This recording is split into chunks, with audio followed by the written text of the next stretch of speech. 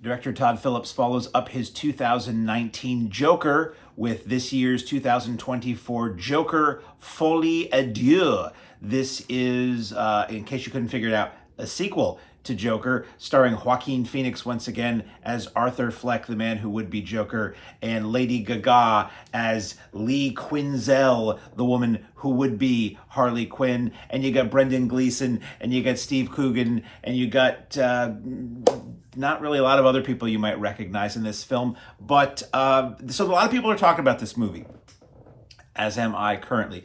And not a lot of love for this Joker sequel. And I think part of the issue here is I thought it was actually quite good. I didn't think it was great, but I thought it was pretty good. The deal with this movie goes a little something like this. This is not a comic book movie. Despite it having the DC stamp and it being a Joker movie and all that, I think a lot of people are going in wanting a comic book movie, wanting a Joker movie with the wacky cut-up maniac who does colorfully evil things and the Harley Quinn who's cute and deadly and doing all kinds of wacky things. That's not what this is. That's not really what the previous Joker movie was. The previous Joker movie had a little bit more of something in the realm of that, but it was really an incredibly dark character study about this very damaged man who puts on clown makeup and wants to be an entertainer, but is so messed up, winds up killing people. This is a continuation of that, but even more, I don't want to say internalized, but it's not a big scale movie. It's not bigger. It's just different. So what you're getting with Joker Folie à Deux is prison drama, a little bit of romance, courtroom drama with musical numbers. Now, I think the musical aspect is throwing a lot of people off because the modern cinema culture doesn't want musicals. They really don't want Westerns. They really don't want musicals. God help them, they don't want subtitles. And it's, I think this is catching people by surprise. People who think it's going to be kicking it up a notch from the previous Joker movie, when in reality, this is kind of going even more inward than the last one was. So, basic story here goes a little something like this.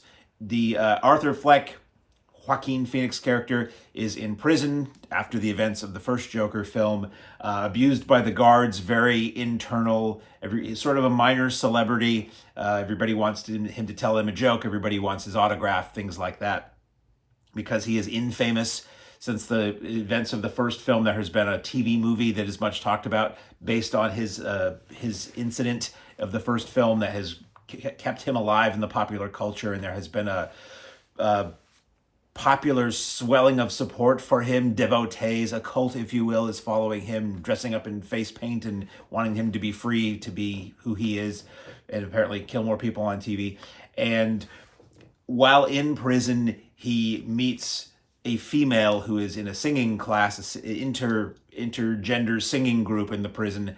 He is allowed into this group, and they make a connection, and they basically hatch plans to build a mountain from a little hill one day. So the first Joker movie was, hey, I like Taxi Driver and King of Comedy.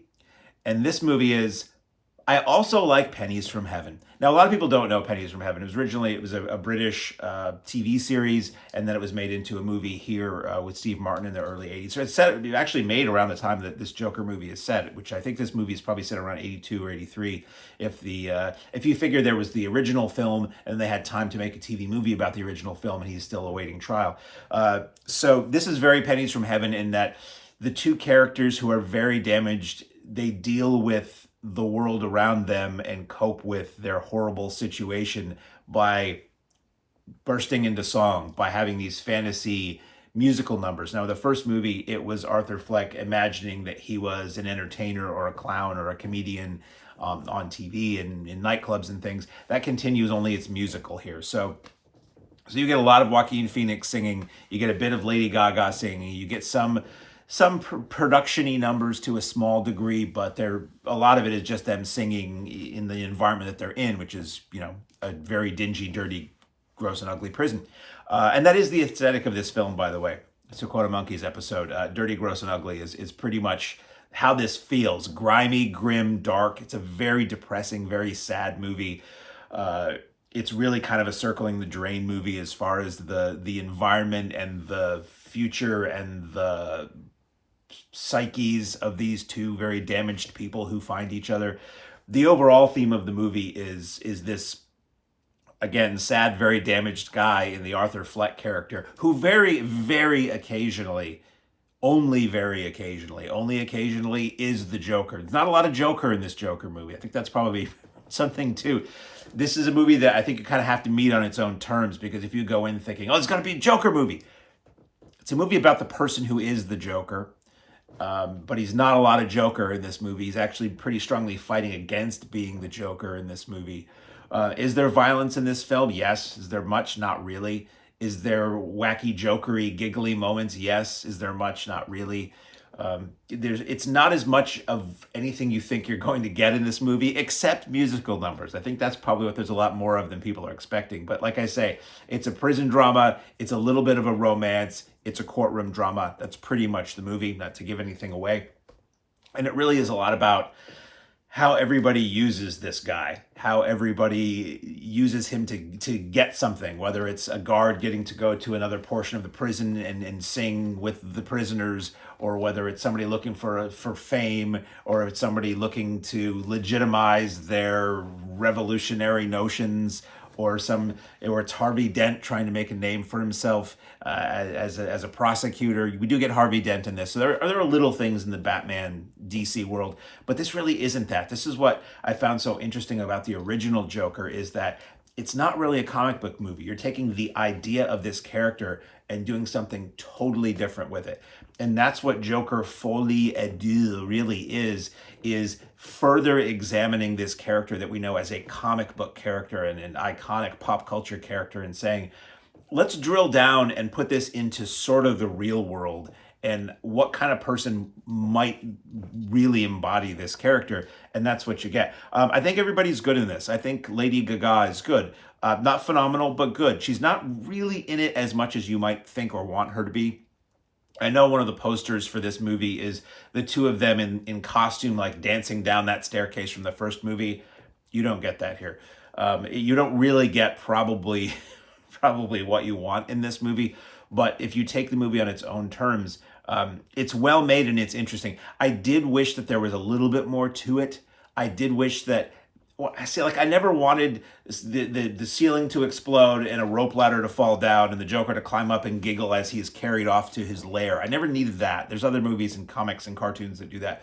I just felt like I wished the writing was a little bit sharper, or I wished a little bit more happened in it than did, because it didn't really click up. It never really clicked into gear for me, let's say. Like, I appreciated how it was done. I think everyone, as I say, the performances were very good. It was well shot. It was well executed, but it isn't anything I would ever want to see again. It isn't anything I would necessarily recommend to everyone.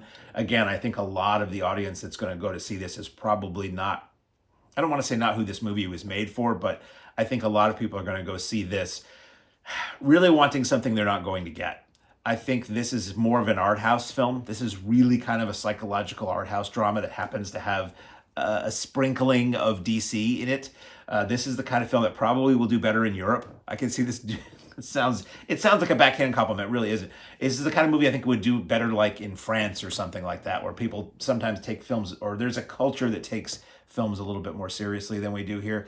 Anyway, I don't want to sound like an apologist for Joker Folie et Deux. I just went in hearing so many people really not liking it, and I didn't love the previous Joker movie, but I thought it was a really interesting, like, wow, I didn't know you could do that with comic book properties. And why not? Let's do a standalone movie like this on a character we know, and it's its own thing. It's an adaptation of this notion, and then you can keep making the regular DC movies with Batman. I mean, with the Joker everybody wants or whatever. Anyway, in theaters now. I saw this. I think it might have been shot for IMAX. I just saw this on a nice large screen. Better in a theater, I guess. It's a pretty intimate movie. Like there's wide shots and things like that, but it's a pretty small scale human drama. So this is the kind of thing that really is not going to lose a ton if you wait for it for streaming. And these days, streaming is not a long wait. The way this is performing in theaters currently means you probably will not have to wait long to see this at a pay-per-view kind of level, but better in the theater for the sound design, which was quite good, and the musical numbers, but otherwise, it's going to live its ultimate life on your smaller screen, which tends to be not very small anymore. So anyway, I'm very curious to hear what everybody else thinks about this, because I might be in the minority, but I thought it was not bad. Joker Folie et Deux by Todd Phillips, the director of mostly slob comedies. Oh yeah, and Catherine Keener's in it, and she's always cool to see. That's all I have to say about Joker Folie et Deux.